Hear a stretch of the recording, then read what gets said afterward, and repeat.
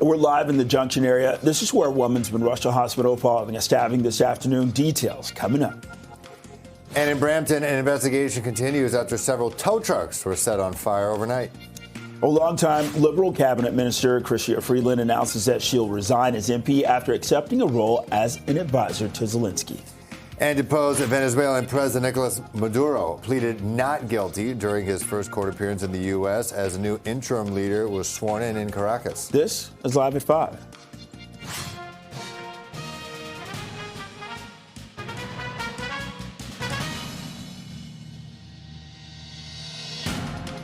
Good evening. I'm Bakari Savage. And I'm Phil Perkins. Our top story. An elderly woman is in hospital after a suspect is in custody, and a suspect is in custody after a stabbing in the city's West End. CP24's Melissa Duggan joins us live from the scene. This is near Dundas and Bloor. Melissa. Yeah, that's right, Bakari and Phil. The police investigation happening behind me here. Police tape surrounding this house on Jerome.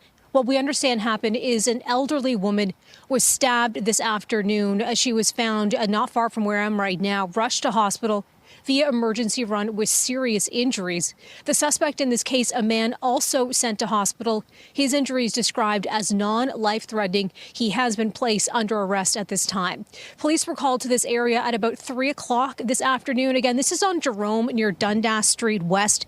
4 reports of this stabbing, and it was here that they found the elderly female victim with stab wounds, and she was sent to hospital. No update since that point on her condition. We're still waiting for more at this time.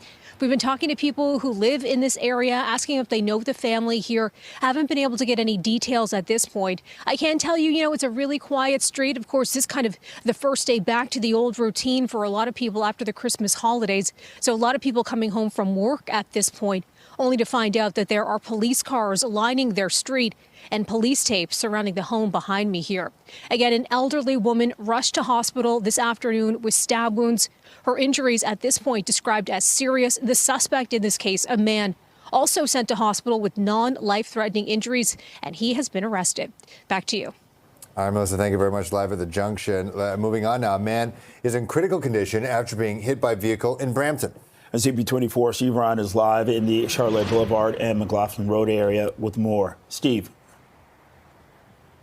Yeah, guys, that intersection has just been opened up near Charleroi and McLaughlin. It was closed since around 10:30 this morning. Peel Police tell us that at that time, a pedestrian was struck by a vehicle. That driver did stop after the collision. The investigation is still ongoing, and the vehicle was just impounded or moved from that location.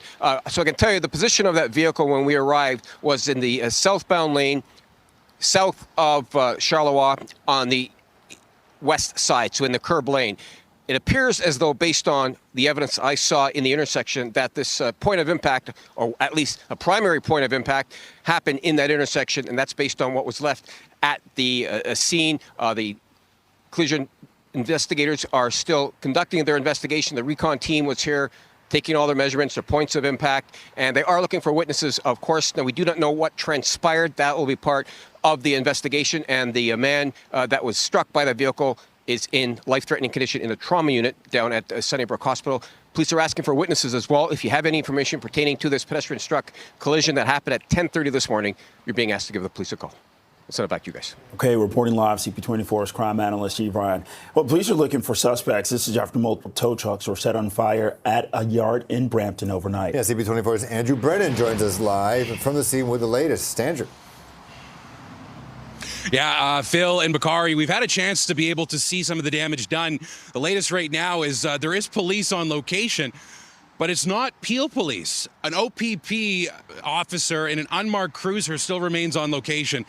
Regardless, we do not know if this is linked to the same investigation or if it has something to do with something altogether entirely different. But we were able to see him going around back of this location where the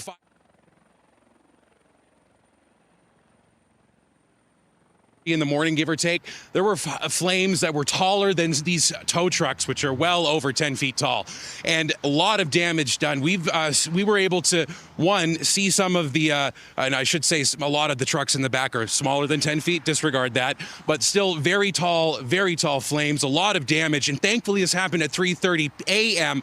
and not p.m. or in a slightly more densely populated area, because this could have done a lot of damage and also been potentially deadly if there were people around. Thankfully, the police say no one was here at the time, no one injured, but they're still looking for suspects in this case. Now, this is only one of several suspected arsons that Peel Regional Police have been dealing with over the last couple of days, and in the same location, relatively. So we are on Rutherford Road right now, Bakari Phil. South of us is Steeles, north is Queen, and at Queen and Rutherford, about 24 hours before this suspected arson case, there was a car dealership which had a tow truck and also other vehicles that were torched overnight that night, again, 24 hours prior. And with this happening so close temporally and in terms of location, we did ask Peel Regional Police if investigators are looking to see whether this is these can potentially be linked, or if that's a line of investigation that, just based on the facts as they are, could be a potential line of investigation. Here's what they told us. I can see the comparisons given the location as well as the trucks that were targeted. We're doing everything that we can to hold these individuals to account, which is why we're reaching out to the public to get as much information as we can. But again, it's too early to say that they're related. However, I do see how it's concerning. Now, when we were looking previously, we were able to put a drone up and see some of the damage done at the back. And there's about 10 tow trucks that I was able to see with visible damage, Bakari, and certainly other vehicles as well that aren't tow trucks, at least one or two that I could see off to the side that had visible damage. This also coming only 7 months after a police investigation in Peel Region into allegations surrounding the trucking industry and so-called tow truck wars, and leading to over a dozen arrests. Now, again, we do not know what's transpiring here. The OPP seemingly is on location, and they do have jurisdiction over the transportation industry. But right now, from the Peel Police standpoint, they have said that even with these similarly looking suspected arson cases here and just up the street, they are treating them separately at this time and are continuing to do that work in the investigation process. Now, I'll send it back to you both as we look to see what did happen here and how many suspects still unknown on the loose. Back to you. Okay, reporting live, CP24's Andrew Brennan. A fire crews battled an early morning blaze. This is at a vacant home in Brampton. Well, heavy smoke could be seen coming from that home in here, Ontario, on David Street. No word on injuries. The cause and origin of the fire remain under investigation. And police have yet to say what led to a deadly shooting on a bus at Yorkdale GO bus terminal. Yeah, officers responded around 7 o'clock last evening. They found a male victim. He died at the scene. A male suspect was arrested nearby, and a weapon was recovered. The homicide unit has taken over the investigation. The identity of the victim has not been released. And police are investigating gunfire in North York last night. Shots were fired at a residence on Yellowstone Street near Jane and Finch. No injuries were reported. Officers were on scene overnight collecting evidence. 2 suspects are in custody. This is after an attempted armed carjacking happened in Markham. A 33-year-old Jinquan Shen and 38-year-old Jet Cortez de Guzman, both of Toronto, are facing numerous charges. Police say on Friday evening a victim was blocked in a driveway of a home on Daffodil Avenue and Doncrest Drive and confronted by suspects armed with a gun. The victim managed to get away, called police. 2 suspects were arrested a short distance away, and a loaded firearm was recovered. The charges include robbery with a firearm and breach of probation. 2 paramedics were sent to hospital. This is after their ambulance was hit. This happened on the 401 in Bowmanville this morning. That happened in the westbound lanes of Bennett Road. The OPP say the ambulance was at the scene of a rollover when it was hit by a dump truck and pushed into a fire truck. The 67-year-old dump truck driver is now facing charges. Well, after snow slowed the commute this morning, freezing rain, that could be the challenge tomorrow. That's almost worse. The conditions today made the return to school and work after the holidays a little tougher. Some kids we spoke to this morning were not happy about the snowy commute. It's a great morning. We were just singing Winter Wonderland, weren't we, William? No? I guess it's been a relaxing couple of weeks for you guys then? It's been a great couple of weeks, right? So holiday season and, back to the real world. Yeah, I know. It's a reality check, I feel like, this morning. William, can I ask you, how are you feeling about going back to school today? Bad. Yeah, not a good feeling, eh? No. Did you have a good break? Do you mind if I ask what you did? Yes. What did you do? Well, I got a new Minecraft disc for my PS5. So you spent some cozy time inside, avoiding the snow. What do you think of the snow this morning, dealing with it on your way into school? Bad. I actually thought it was going to be a snow day, but that didn't happen.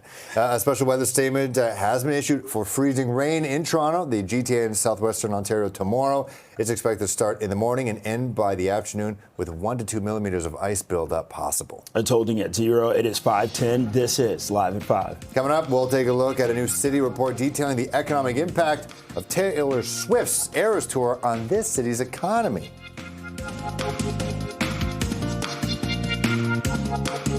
Well, the province's new recycling program is already hitting a bump in the road. This is less than a week after it began. Well, the CEO of Circular Materials says that households in 2 districts of the city, including Leaside, did not receive recycling collection on their designated days last week. The collection was rescheduled for today and tomorrow. Circular Materials took over recycling collection from the city under new provincial legislation. Well, Councillor Josh Matlow says that he's heard complaints from people in his ward of Toronto St. Paul's. I've been hearing from residents in various neighborhoods around the city that their recycling was not picked up the way that they were told it would be, since the Ford government put recycling as the responsibility of a company called Circular Materials rather than the City of Toronto. And, this is especially infuriating after the holiday season when people have a lot of wrapping and packaging that they were hoping to have picked up. And residents are just saying they pay taxes for basic services like recycling, and not only was it not done well, it wasn't done at all.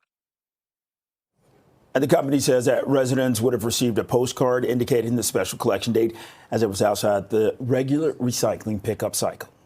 And a divisional court has ruled that Premier Doug Ford must release logs of government-related calls made on his personal phone. In late 2024, the Information and Privacy Commission supported a Freedom of Information request which sought access to calls made on the Premier's cell phone, which he used as his primary phone.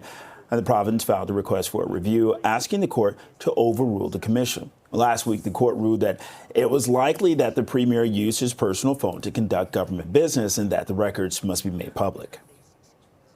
We're going to appeal. Folks, I get thousands, and I'm talking to the people that call me, and there's thousands, not hundreds, thousands. Do you want your personal records about your health care and your family and everything else going public? There has to be confidentiality. And it's no different than when you leave office as a city councillor, if you leave office as an MPP, as an MP, do you know what you do? You destroy all records. That's what we have to do. So anyways, I can assure you we're going to keep your calls to me highly confidential. Paul Champ is a lawyer for a respondent against Ford in this case, and he says that the Premier using his personal phone for government business undermines freedom of information laws. I think that there are broader applications in terms of any government official who thinks that they can somehow skirt or get around freedom of information laws by using personal devices. To be clear, we're not trying to get access or see Premier Ford's personal phone calls, but when he is deliberately using his personal cell phone for government business, that's a serious problem for government accountability and transparency, and we're glad that the court agreed with us. A Liberal ethics and integrity critic, Stephanie Smythe, responded to today's ruling, calling it a major win for transparency and accountability. Her statement goes on to read, quote, "We have seen where this kind of secrecy leads. First, the Greenbelt, now the rot exposed in the Skills Development Fund. If the Premier truly has nothing to hide, he should stop fighting the courts, abandon any further appeal, and comply immediately." And Ford has frequently given out his personal cell phone number since being elected Premier in 2018. Well, a longtime Liberal cabinet minister, Chrystia Freeland, stepping down as a member of parliament. She's got a new job. It comes after she accepted a new role as an economic advisor to Ukrainian President Volodymyr Zelensky. Zelensky says Freeland brings extensive experience in attracting investment and driving economic transformation. Freeland was first elected as MP for Toronto Centre in 2013, then for University Rosedale in 2015, and has been re-elected in the last 3 federal elections. She was Deputy Prime Minister between 2019 and 2024. In a post on social media, Freeland says that she will leave her seat in Parliament in the coming weeks. And Prime Minister Mark Carney is in France for talks with a group of nations that back Ukraine. So Carney touched down in Paris today. This is ahead of tomorrow's meeting with the coalition of the willing. The discussions are expected to include the leaders of about 30 countries. They're seeking to accelerate a negotiated peace plan and get security agreements to prevent Russia from invading Ukraine again if a ceasefire is reached. Carney has said that Canada is working to boost Ukraine's defense capabilities and support its long-term recovery. It's 5:16 right now, 0 degrees. Washington Toronto's breaking news, CP24. More news straight ahead. Stay with us. A report from the city's highlighting the economic impact Taylor Swift's Eras Tour had on Toronto. Let's bring in CP24's Beatrice Vaisman. Are you a Swiftie? Did you go to the concerts or part of the coverage? I didn't go to the shows. I would have. I mean, listen, I wouldn't have said no if someone had offered to take me to the show. But I mean, I was there out reporting outside of the Dome, and it was a lot of fun. I mean, it was clear talking to people out there that there were people coming in from all over the world to take in one of 6 Taylor Swift concerts that were happening here at the Dome back in November 2024. Now we have the numbers from city staff in a report that was released to City Council last year. It was just made public today for the first time. And so now we're kind of getting an idea as to how much money the city spent, how much money the city got in terms of revenue, and what was the ripple effect on businesses as well. So let's start with what the city spent. $3.6 million about in total in costs. Really 2 big things. One, policing, just under $2 million is how much it cost to make sure that traffic was managed, that people were safe, that all of the protocols were secure and followed. Plus, of course, police providing security outside of the Ritz-Carlton Hotel where Taylor Swift was staying. They got that money back in paid duties. The rest, though, was covered by taxpayers. And then the second big cost was $1.5 million, just over 1.7, to pay for the TTC, expanded bus, streetcar, subway service over the course of these shows. And so the city now saying, first of all, saying that it came off without a hitch, that Taylor Swift said that this was the best managed concert series on the entire Eras tour. But secondly, there's a lot of learning lessons for the city when it comes to managing and putting on these large scale events. And so here's a bit of what we heard from a city GM who's in charge of economic development and culture, Pat Tobin. Here's what he told CP24. The city of Toronto prides itself on being able to host major events. And I think we've proven this time and again, going back 10 years ago to the Pan Am Games, most recently Taylor Swift, and as you say, looking forward to the World Cup. Those $3.6 million in costs ensured that we had not just an adequate public safety plan that was stood up and in place, but also that we took care of the needs of residents in terms of mobility and wayfinding and ensuring that the city was able to manage that large influx of people while not unduly inconveniencing residents.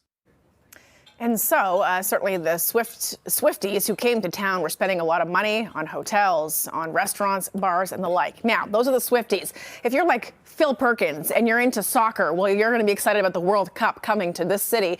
June 12th, 2026 is the first of the matches, as Phil knows.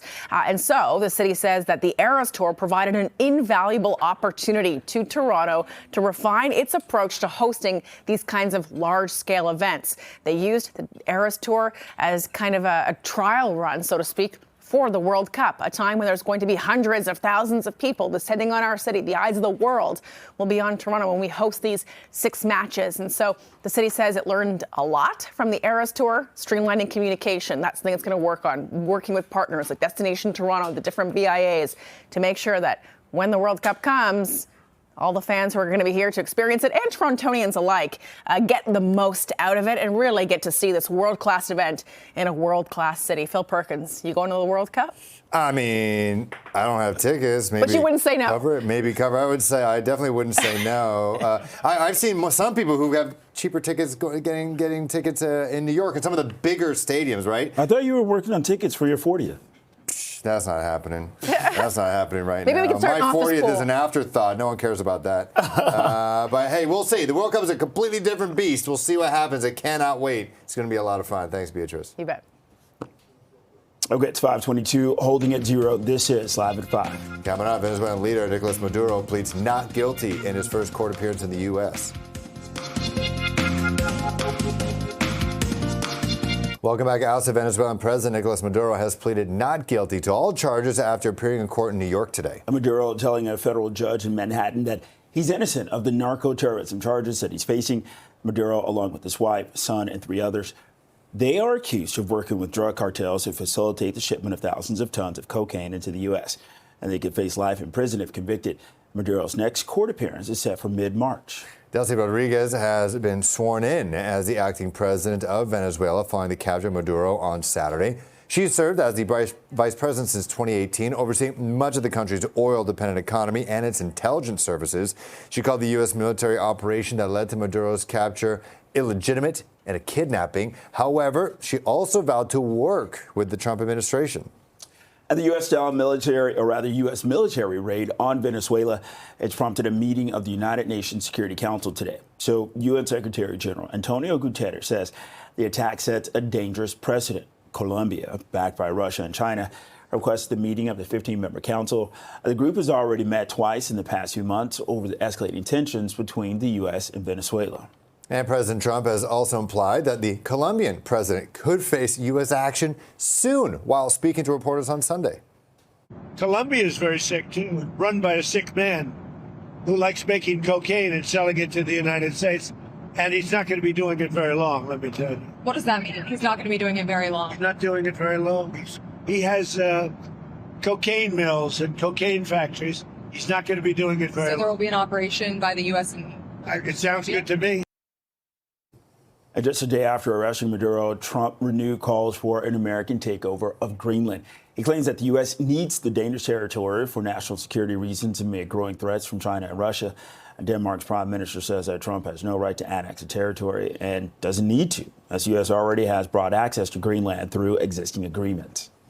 Well, a Paris court has found 10 people guilty of cyberbullying France's First Lady, Brigitte Macron. Macron says that she launched a legal battle to set an example in the fight against harassment. The 10 defendants received a range of sentences from cyberbullying awareness training to 8-month suspended prison sentences. Now, this case follows years of false conspiracy theories surrounding Macron's gender and sexuality. She and her husband have also filed a defamation suit in the U.S. against conservative influencer Candace Owens. It's 5:27, 0 degrees. You're watching Live at 5. And coming up, a Scarborough family is demanding answers after their son's hurt in a zip line accident at an indoor park.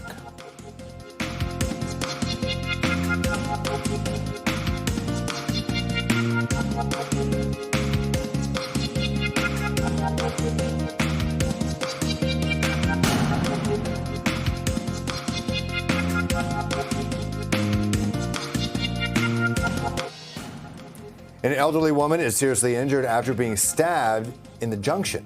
Details coming up. Well, in Brampton, an investigation continues. This is after several tow trucks were set on fire overnight. I'd offer the perspective of the Taylor Swift team, who said that to Toronto organizers that it was the best organized concert series that she encountered during the course of the Eras Tour. And the city of Toronto confident in its ability to handle the upcoming World Cup, touting how it handled the Taylor Swift Eras Tour. A longtime Liberal cabinet minister, Chrystia Freeland, announces she will resign as MP after accepting a role as an advisor to Zelensky. This is Live at 5.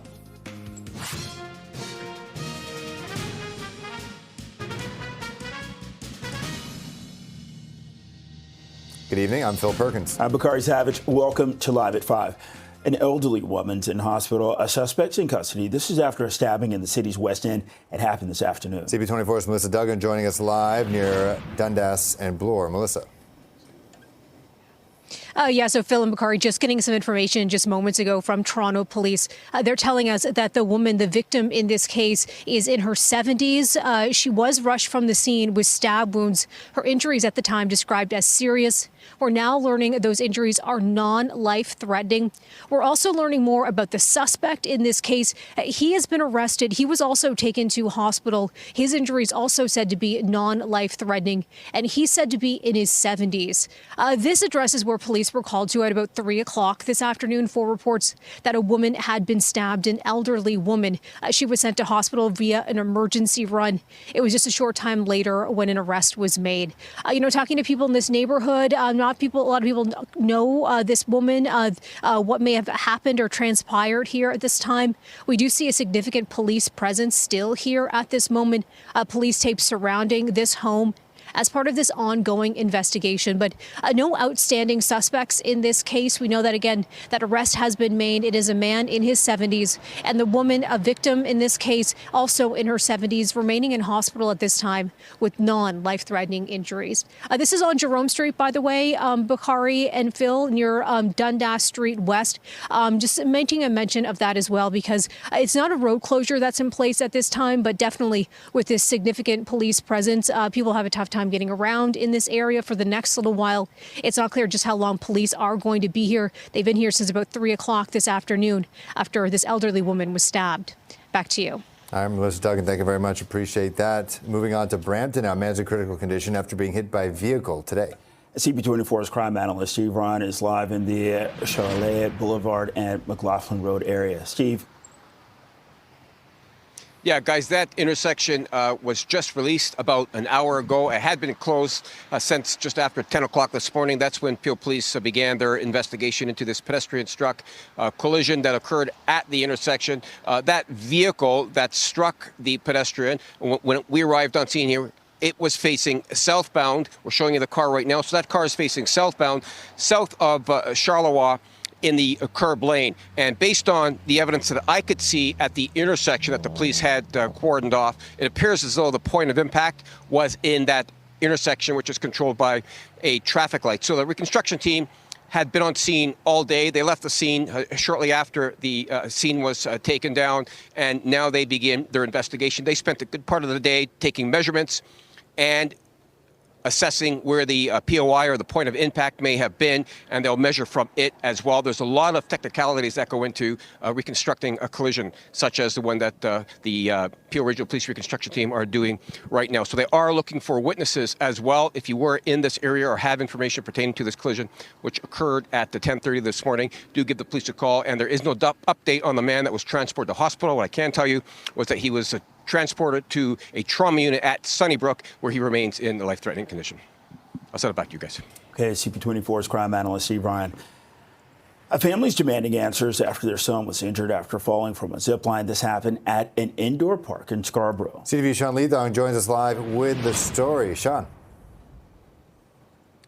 Well, Phil and Bakari, you can see the area behind me. It's Aerosports Trampoline Park. Now, they have much more than trampolines inside. They've also got go-karts, they've got miniature golf, and they've got an obstacle course that runs throughout the top of the park itself. It's something like a treetop walk that ends with a zip line. Now, on Saturday afternoon, Rahman Azizi, 11-year-old boy, was standing at the end of the area, and he was testing his harness right before it was his time to use the zip line, and then, shockingly, he fell right from the top of the zip line and hit the concrete floor before his parents, obviously distraught, rushed in, and many bystanders rushed in as well. Now, he was eventually sent to Sick Kids Hospital, where he spent the night being looked after, but he will be okay. He just suffered some internal bruising and some external bruising on his back, and he is resting at home today. I did speak with him. He said he was worried at the time that he might die. Now, his parents were very upset. His father, Ahmed, was particularly upset with the fact that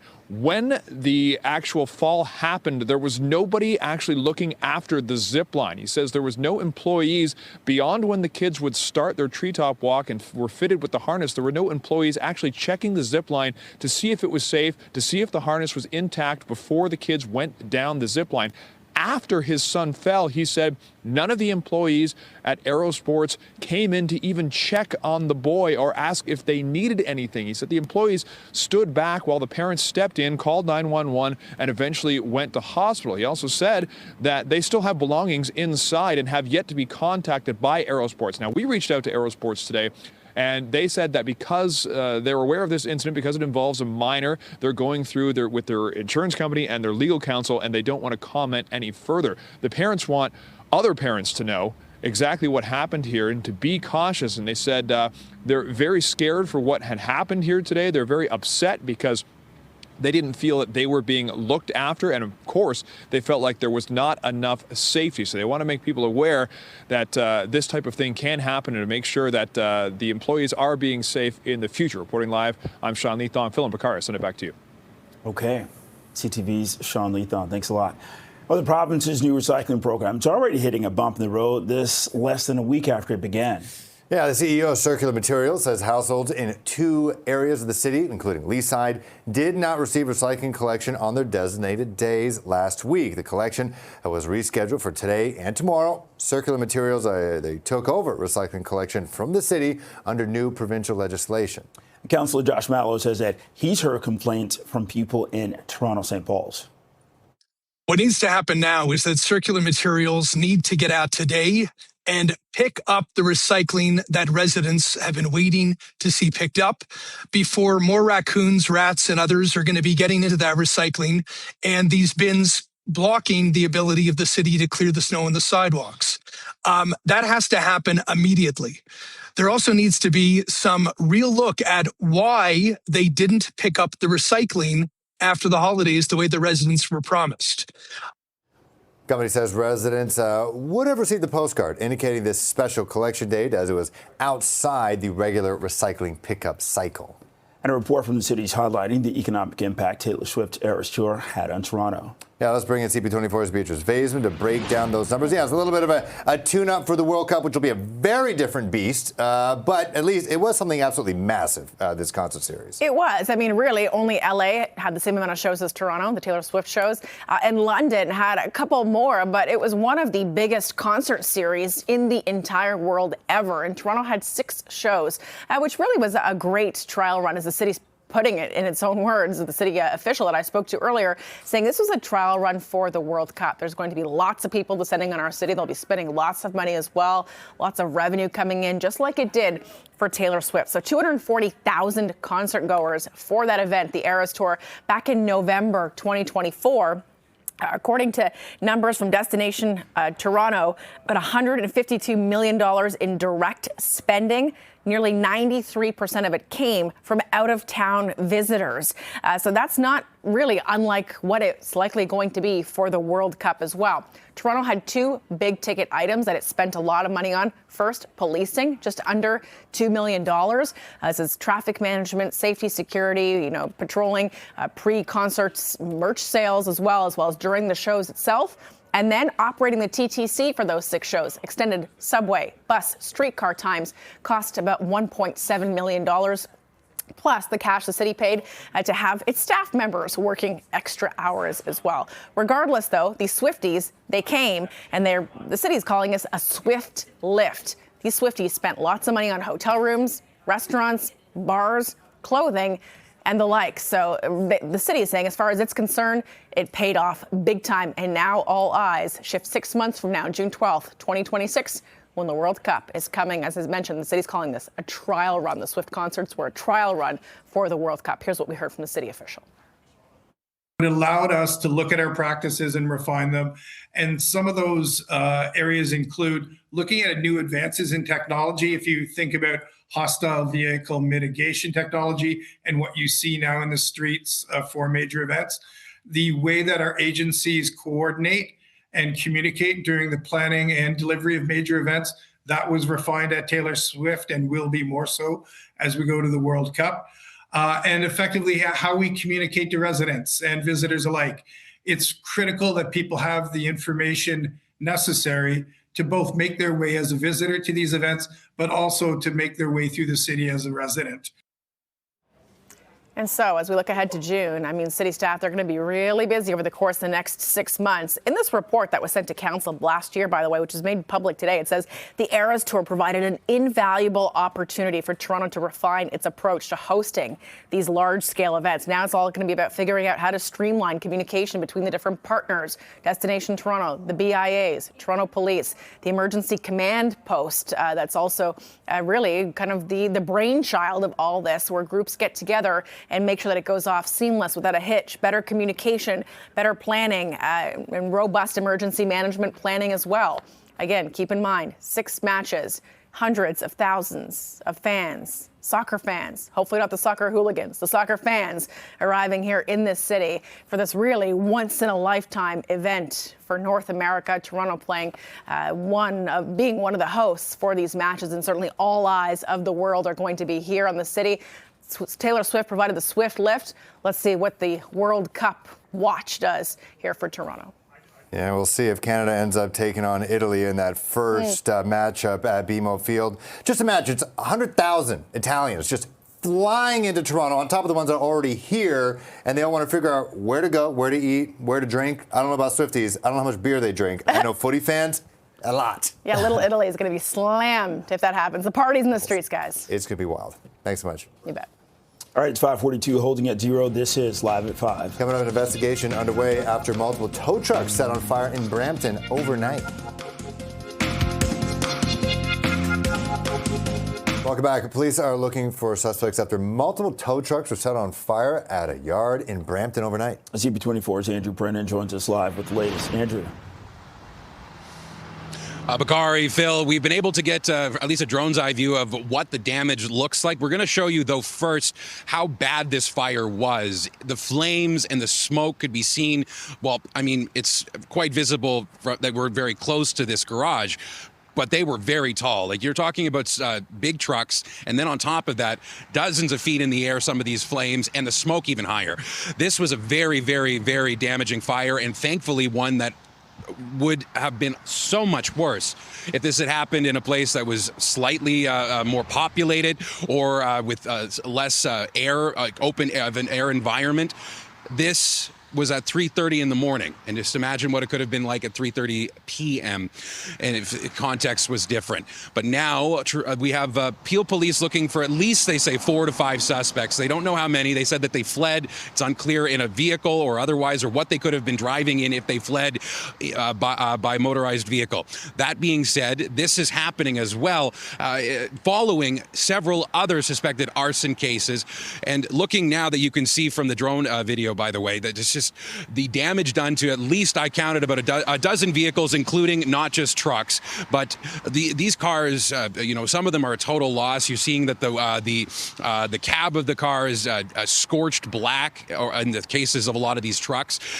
These vehicles clearly heavily damaged, and according to police, again, with intent. But this happened, again, like I said, just after another suspected arson around the corner from where we are. We're on Rutherford. Queen is north of us, and Steele's just south. And at Rutherford, and on Queen at Rutherford, 26 hours before this incident was reported, there was another suspected arson at a dealership that also did have some trucks that were set on fire. We asked police about that. They said right now the investigations are separate, but investigators can see, based on time and place, that there may be a link there, and that's something that they would be pursuing. Right now, though, here's the details that we do have from Peel Police where things stand.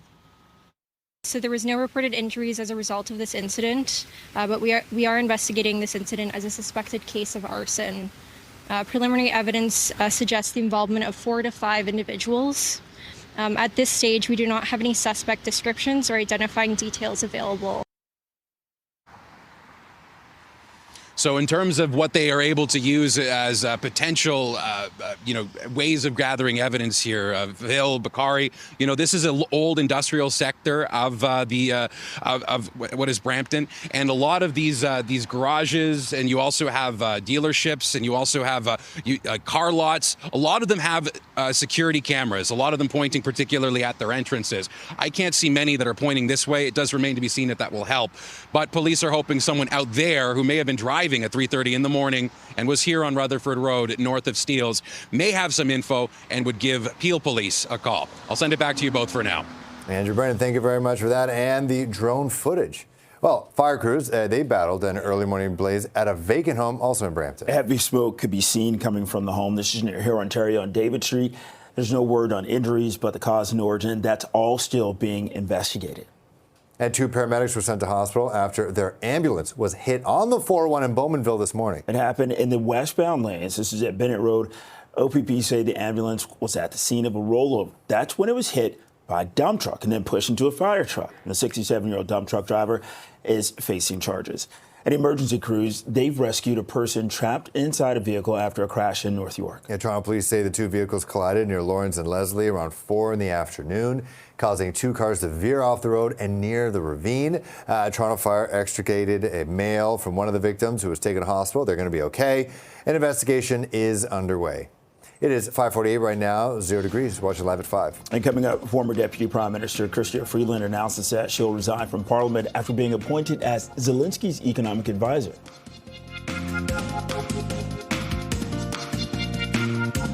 QP members with Ontario Health at Home, they held a rally to protest the province's back-to-office mandate. Work-life balance. Work-life balance. Union members rallied in Mississauga as the province forces thousands of civil servants across Ontario to return to the office 5 days a week. The union says available office space has shrunk since pre-pandemic, which has led to an uneven application of the return to office policy. Premier Doug Ford was asked about the concerns during a news conference this morning. It's great to get everyone back to work like every other normal citizen. You know, you go out there and you show up 5 days a week. And there's arrangements. If they can't make it in, they're going to have to work within the bureaucracy, the OPS. They all have their managers. And we just look forward to getting everyone back. And by the way, it's not even back to work because they always work. They're good people, the OPS. They're just going to work within office and within the office.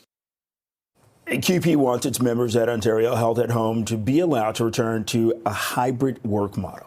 Well, a divisional court has ruled that Premier Doug Ford must release logs of government-related calls made on his personal phone. Okay, go back to late 2024. The Information and Privacy Commission supported a Freedom of Information request. It sought access to calls made on the Premier's cell phone, which he used as his primary phone.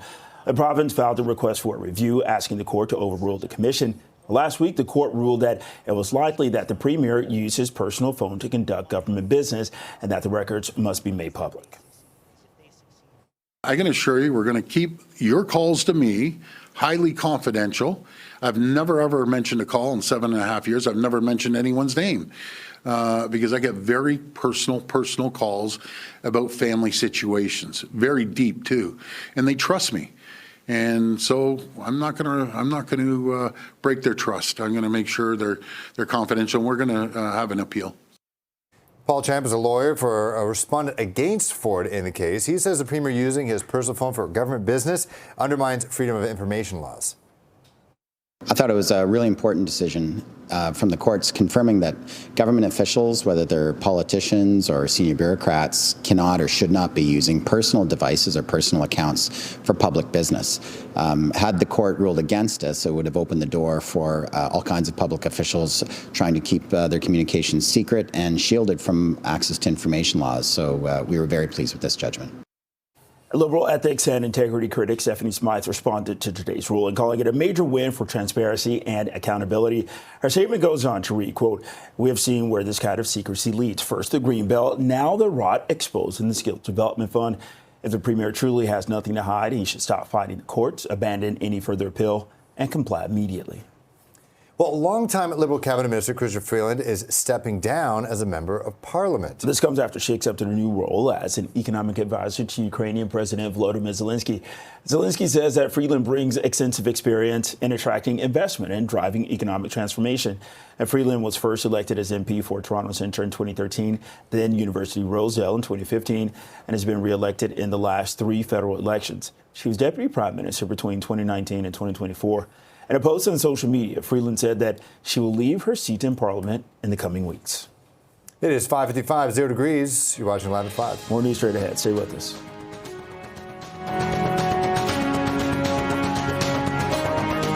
The Milan Cortina Winter Olympics are going to debut a new sport next month. Ski mountaineering combines uphill sprinting on boots and on skis and downhill skiing. The races will be staged in the popular Italian alpine town of Bormio, with the men and women's sprint events taking place February 19th. The mixed relay competition takes place 2 days later. That seems wild. I want to do it. Well, Canada's facing Finland this hour in the bronze medal game at the World Juniors. Now bring it back out as Hage. Hage works in. With O'Reilly through the cross. O'Reilly backhand shot scores. Sam O'Reilly, the London Knights, put Canada on the board early in the first. Team Canada currently leading 5-2. Canada missed a chance to battle for gold after failing to check it for the third straight time last night. Right now it is 5:58, holding at 0. This is Toronto's breaking news. CP24. Thanks for watching. CTV News at 6 is next.